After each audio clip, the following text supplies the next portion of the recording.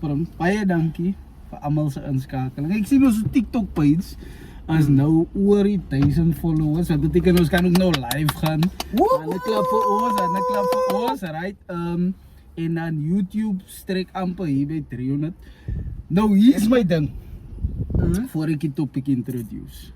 Mense, as julle op TikTok gaan follow, dan might as well julle subscribe op YouTube.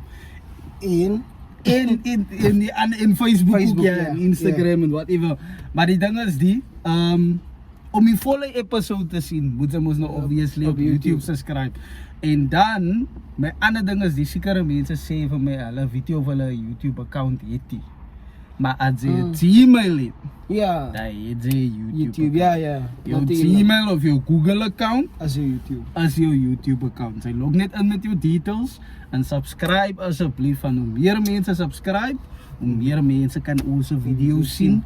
Laat ons awareness kan create van whatever topic ons aan praat. En as jy voel dat is hoe sal ek sê, value wat jy kry, share it. Ja, dat is die ding. Ek dink dat is vir my belangrik. Nog gister vir my